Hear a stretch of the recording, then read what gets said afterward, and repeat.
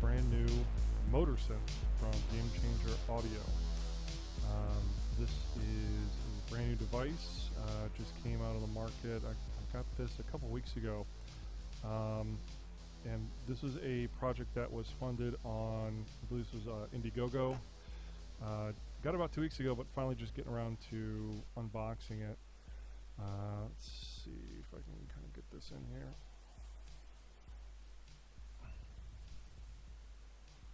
So yeah, this is a Motor Synth.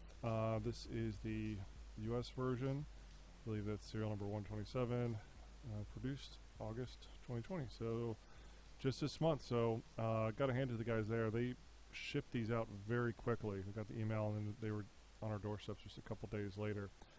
So first thing I want to say is that this thing is deceptively heavy. This box has a lot of heft, and I don't know. You know, I call it the Roland problem. Like, I'm so used to looking at boxes of a certain size, music production boxes, and I look at them and I'm like, this has a certain weight to it, and I pick this up and it almost falls out of my hands. It's just very, very super heavy. So it's got a lot of heft to it. So again, this is Indiegogo. I'm personally a pretty big fan of Gamechanger Audio. I have their Eurorack plasma distortion module. They have a reverb spring pedal that's coming out soon in the next couple months. I ordered that, which is a reverb pedal that's based on an actual spring.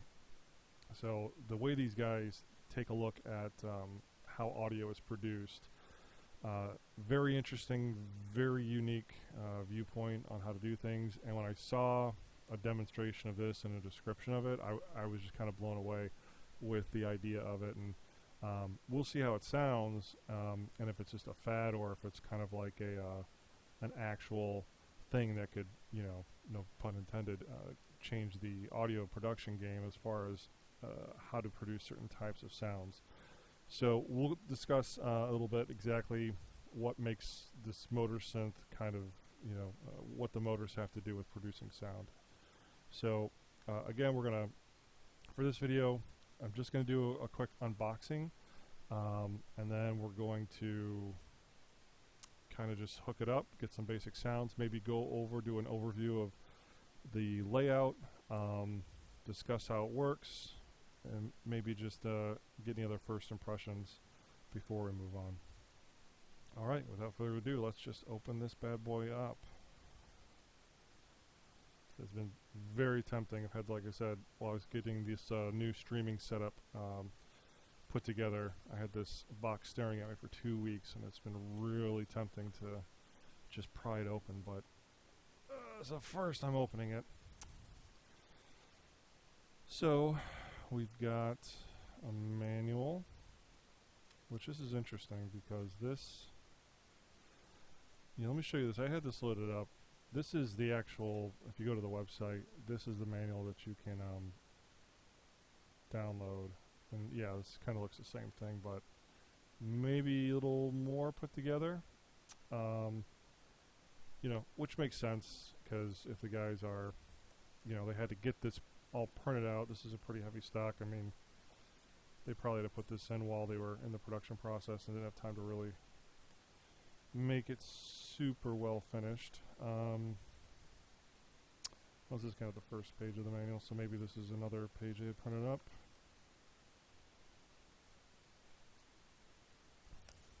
An air freshener. This is interesting. It smells like a I don't know, reminds me of a musky men's cologne. It's nice, but definitely not what I thought of. It's an interesting ad, but definitely your synth will smell nice when you get it, so that's a good thing. Some stickers here, so this is pretty cool. We've got some stickers in the motors of the unit. This is the really cool one, though. I'm actually going to use this as a visual demonstration a little bit when I talk about the motor, so I'm going to keep that for now. Let's move this aside. Can open this up. Oh yeah, look at that thing. So, pretty beefy power brick. Gosh, this is, I wonder how much of the weight was just this.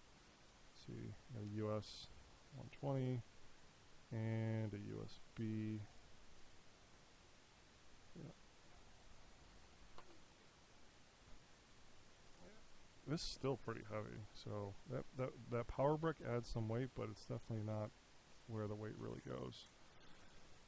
Which, you know,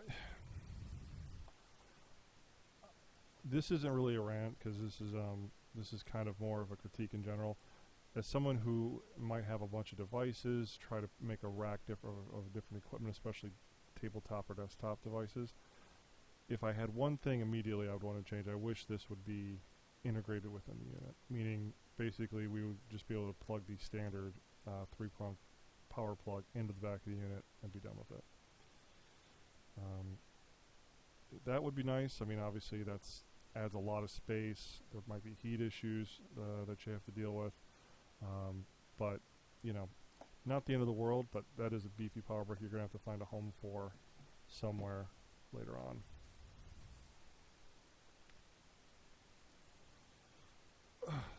I really wish I could have you. I should probably go get a scale and weigh this thing out, if I'm being honest. Let's hold that up a little bit there. Alright. This thing is just really solid. Holy moly. Yep, looks like that is 00127 was the serial number on the outside of the box. Alright, so set that here. I don't think there's anything else in the box.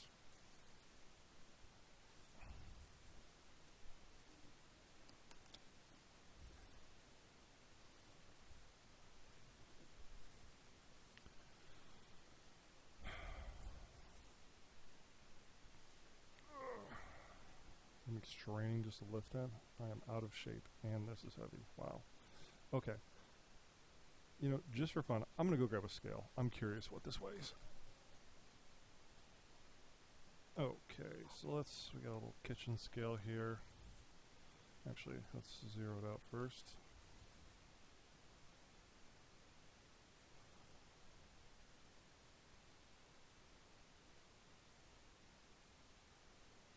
£6, 13 1/8 ounces. Or, for your non-American audience, that's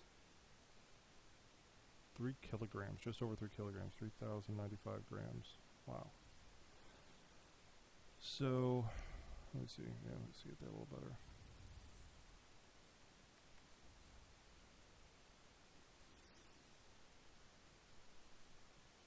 Let's with the power brick. 3.545 kilograms, 7 pounds, 13 ounces. So this this power brick is just shy of a pound itself. So again, this is a pretty beefy unit. I think we're gonna try to zoom in and see if we can just do a quick little once over on what these sections are. Okay, so we got a little bit closer look. So in a nutshell, you've got your tune, your volume, cross mod, master tune, and tune voice right here. This is basically an oscillator section, filter section, and modulation section. This section right here is more about internal sequencer stuff. So, but I believe this is still kind of under construction. Let's talk about the actual motors here. This is kind of what makes the Motor Synth special, and it's really interesting because even if you had the idea for this type of synthesizer, say back in the 80s or 90s, you still would not have been able to do that or make this type of synthesizer, because the motors here are very, very high precision motors. These are the type of motors that typically you will find in drones, and it's really the development of drone technology that has led to these high precise motors being available for, at a cost that makes it affordable to put one of these things together. This simply could not have been built a decade ago. So this is to me, this is a very interesting confluence of tech and, traditional, synthesis. So you'll see some patterns on the top, and if you read the manual, the patterns on the top really aren't, they're just decorative. They're really not for show. It's really the patterns underneath that are interesting.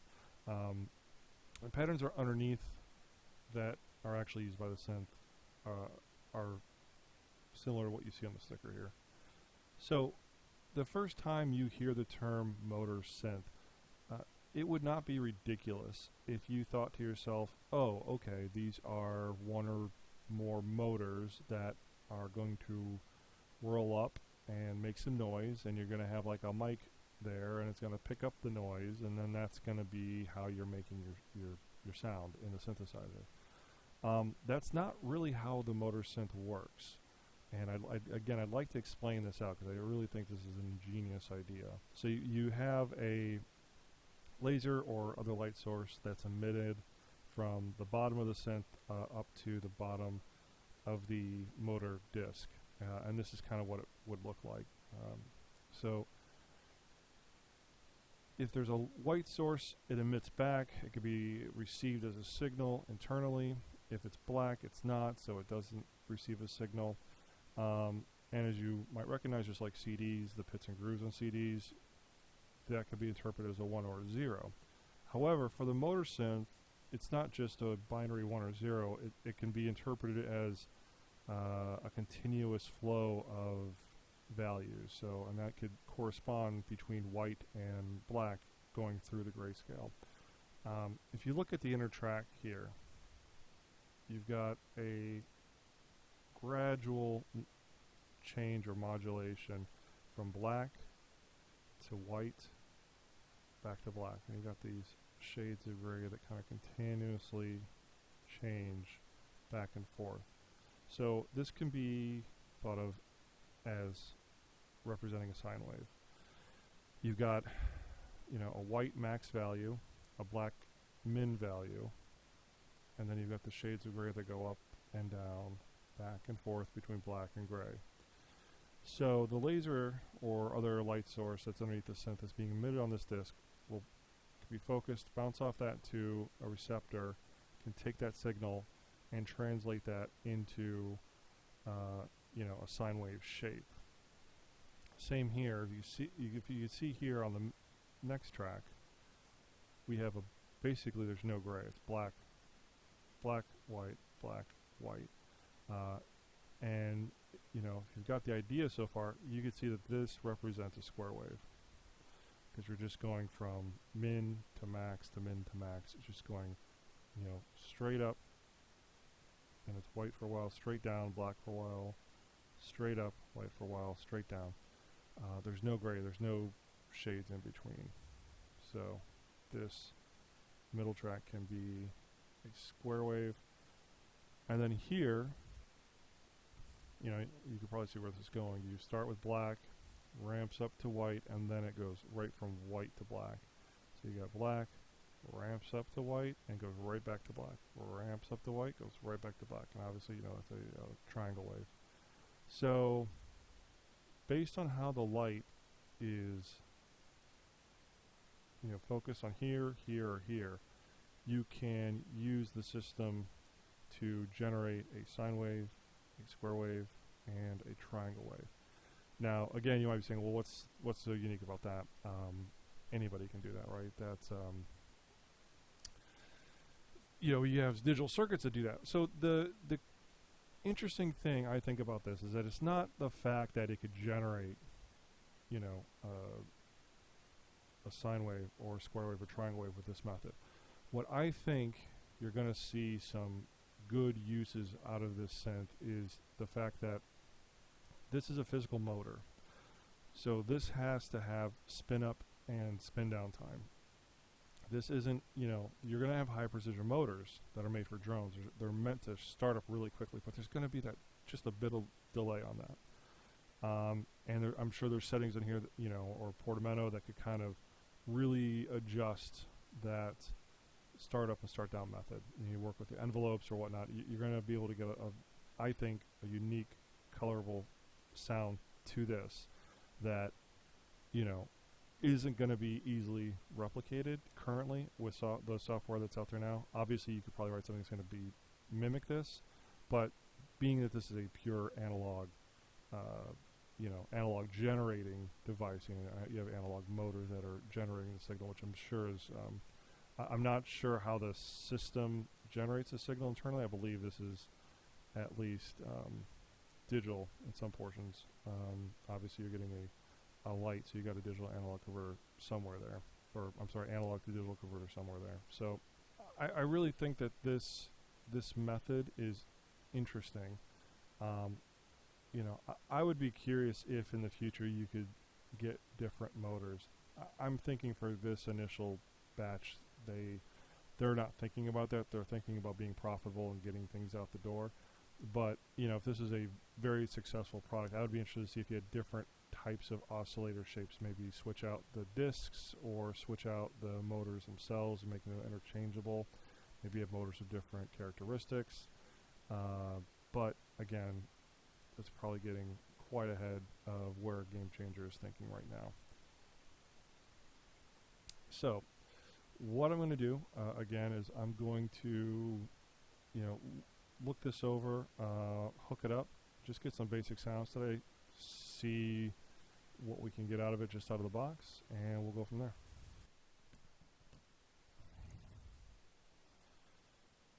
Okay, so on the back side of the unit, we've got MIDI in, MIDI out, USB, power, 24 volts, so it's a bit hefty, which makes sense because you got the high power demands of the motors.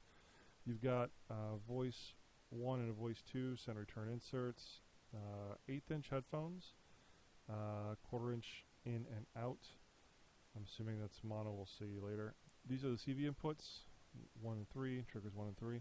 I'm actually really excited to check these out. When I first ordered this unit on Indiegogo, the CVs weren't even part of the package. This is basically just a regular synth.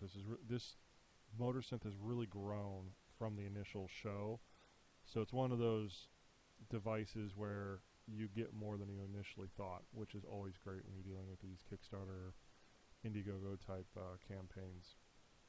But you know, again, if I'm actually doing a full like wish list, if there's ever an actual full keyboard or synth version, or a revision later on, I would love to have at least 4 CV inputs, mainly because when I have, for example, the Expressive E Touche device, which is a 4-dimensional CV controller, and basically you can go push forward, back, left, right, very tactile unit. And when I first heard of the Motor Synth, I thought, well, that'd be awesome to kind of rev up the motors with one of the dimensions on the Touche, but that's a 4-dimensional device. There's only 3 CV inputs, so like I said earlier, I'm going to have a separate video on CV and the Motor Synth just to kind of see what's possible at this stage.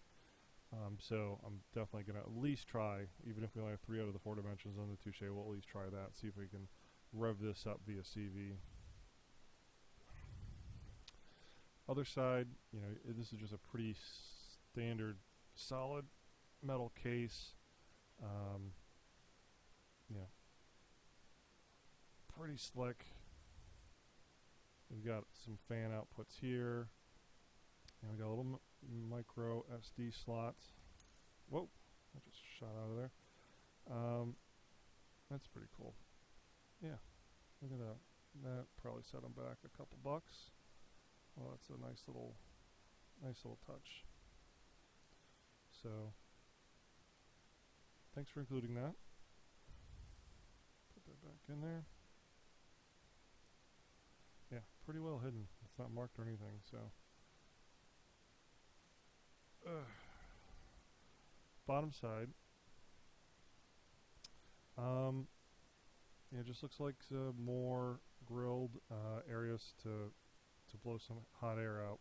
Got 4 feet, pretty thick feet, but again, to me it makes sense. You're trying to create a lot of space underneath the unit so you can move some air around, keep the motors cool while they're running. I'm sure they're going to generate a decent amount of heat once they start revving up quite a bit. So we'll go ahead and plug this in and see if we can get some sounds out of it. First thing, I'll plug in the power cord. Again, we're running into this already. Again, the cord on this power brick is, I want to say maybe 3 feet or so. It's good. It's okay. You know, it's definitely a lot longer than the Eurorack power, case power supplies I've dealt with up in the past a lot. But, for example, I'm on a table right now, so I can get this comfortably to the ground to get a power cord into the brick. But if you're got a case that's kind of like way up there, or maybe you've got a rack unit and you've got a keyboard stand that's kind of way up, top shelf, and you got a whole rack of desktop units, for example, you're probably going to want to figure out how to get the power brick pretty close to it. Okay, before we turn it on, I kind of just want to just take a look at the actual quality of the knobs and stuff. The knobs have a good feel to them. They clicks. It's a nice thick click. Most of these knobs have a good amount of weight to them, like a bit of drag, except for this filter envelope. Feels really loose. This one feels loose. So it's very interesting. A lot of synths I've dealt with, there's usually like a uniform feel to the knobs. You've got one knob, these all look similar, but you can see there's these that have the lines, and then there's these ones that don't. And I'm curious, and I'm thinking now, all the knobs with no indicator on the top, I'm assuming these are continuous data entry knobs, but these are very loose. Ooh, they're clicky too, so you can click them down. So yeah, it looks like they have basically 3 types of knobs. You got the large knobs, the smaller knobs with the line on the top, and then you got these data entry knobs which have no line on the top, but they can click in, unlike the other ones. So yeah, so it's pretty cool. These feel very clicky. I mean, they don't click, but they make noise, so there's definitely a good amount of travel to them.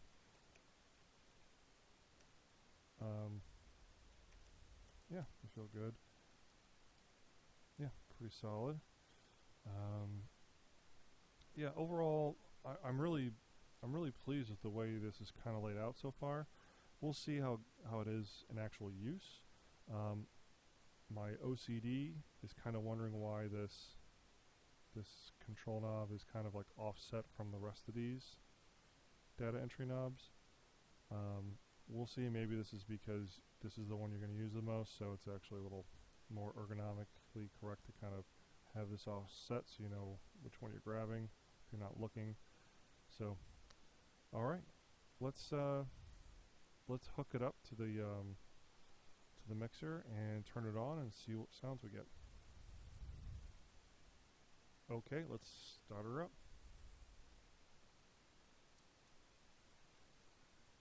Oof, a lot of fan wind air comes right out of the side right here on boot up. Wow, that looks really cool on camera. Let's see here. Now, obviously on camera, you got some strobing effects, so these buttons look like they're flashing. They're actually solid if you're seeing them in real life. Similarly, you don't see the patterns that you're probably seeing here. It kind of just looks like a blur. Like it looks more like the bottom ones. All right, let's set up some input and see what we can get. I will say that this is making a minimum amount of noise. You hear the motors whirring. It sounds kind of like a fan from an older laptop, or like maybe a dusty desktop. It's not the quietest sound in the world, but again, it's really not as obtrusive, I guess, as I was imagining it could be.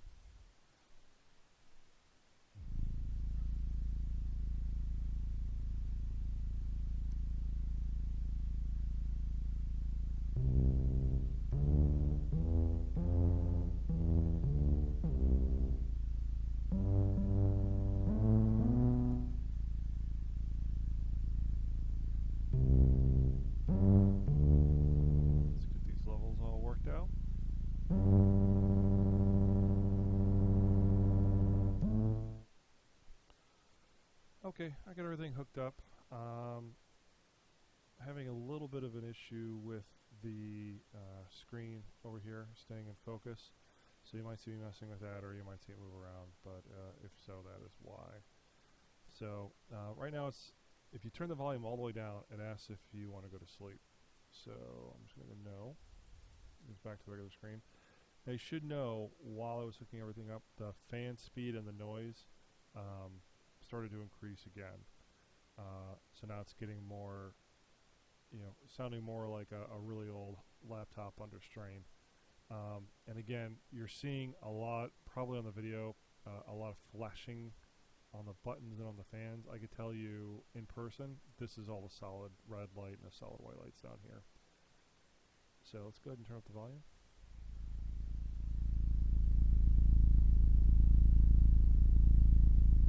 I like this little waveform right here.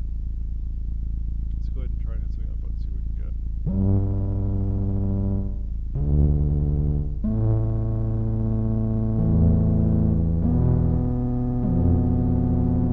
Now what's interesting about this is you've got two motors per voice, so you've got up to 4 note polyphony, and you've got basically the top row you can think of as voice 1, bottom row is voice 2, so 2 voices per note of polyphony. So again, 4 notes. Again, one of the reasons I wish we had 4 CV inputs so we could kind of map things one-to-one with this, but it is what it is. So let's play around with the buttons and just kind of get a feel for the sound and listen for that little color of the motors spinning up and spinning down.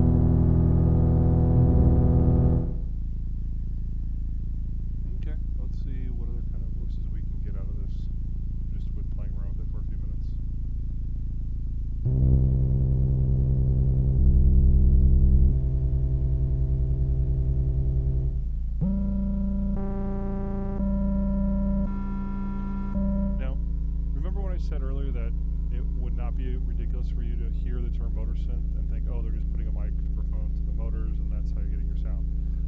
And I said, I showed you all the options of how you can create a sine, triangle, or square wave off of light reflections from the disc and the motor. Well, I was partially right. See the little M? Probably can't see it, but there's a little M right here. They did put a mic in the motor, so you can actually use ambient motor sounds with this. So now I've got it set to motors for voice 1 and voice 2.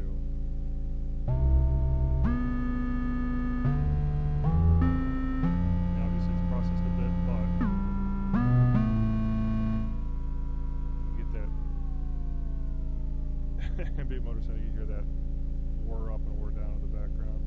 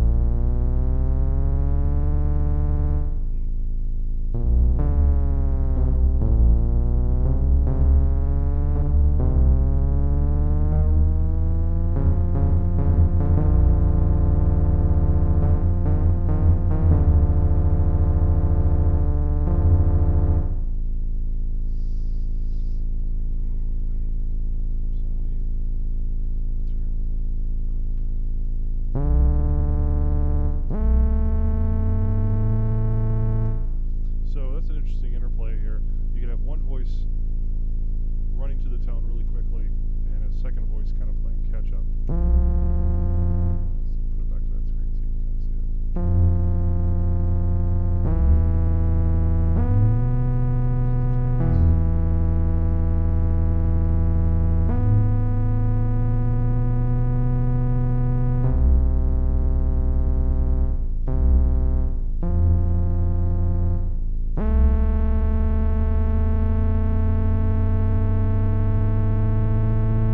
Second voice catching up right there.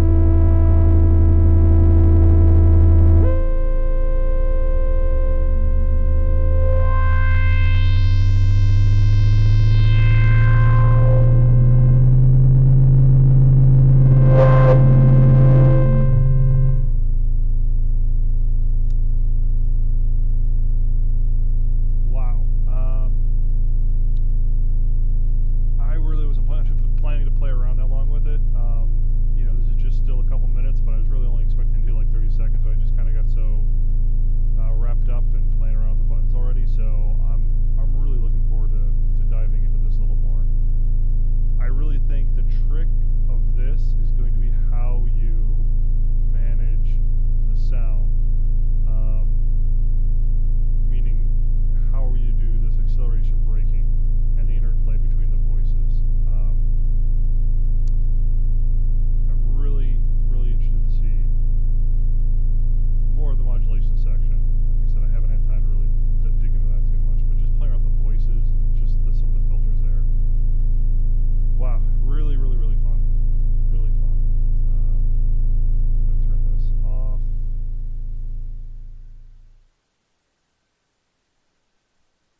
Sleep, yes.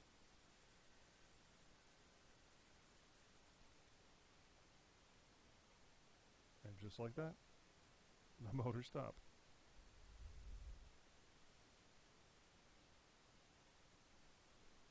Go ahead and turn that off.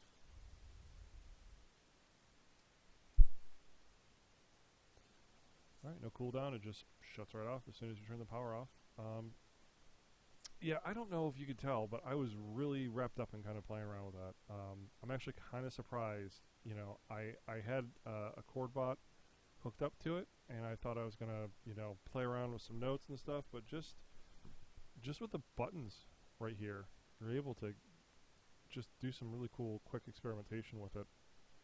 And, you know, I think mastering the interplay between the two voices, the accelerating and the braking, that's really going to be the key to getting the most out of this type of unit. I'm really excited to kind of see where this goes, just with the voices and then some of the filters at the end. I mean, just those knobs alone, I was able to just really appreciate what the potential of this unit is. Very cool atmospheric sounds. I think with some practice you could squeeze a lot more out of it. Personally, I'm really interested to see what kind of bass, growly bass sounds I can get out of a unit like this. So we'll see.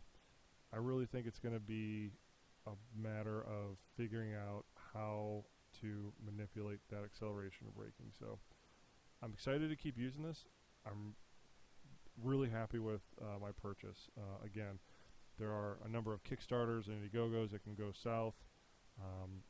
This is not one of them. I am super happy with my purchase. Super happy that I got on board early, that I get to play around with this now. Yeah, this is going to be a lot of fun. This is probably going to be one of my top 5 pieces of gear for sure, at least for the next few months while I truly try to dig into this. And I know the guys over at Gamechanger, from reading their websites and the blog posts and the emails they send out, that they're going to be doing a lot of work on the software for this. So even though the sequencer section isn't really finished yet, I think that's going to be a great addition too. And there's going to be there seems to be there's a lot of different stuff they can kind of squeeze in there if needed. So yeah, like I said, I will put another video up in the near future trying to look at how the CD works with the Motor Synth. I'm also potentially thinking about just doing some live streams, just kind of playing around with this piece of gear, maybe with another piece of gear or two, and just do some sessions of just digging into it live and answering people's questions if they have it. I figured if I'm going to play around with this, I might as well play around with some of the other people and see if they're interested in it and have questions about it that I could try to solve, and maybe figure out some of the inner workings of this together. So if you're interested in that, let me know. Might be doing that in a week or so.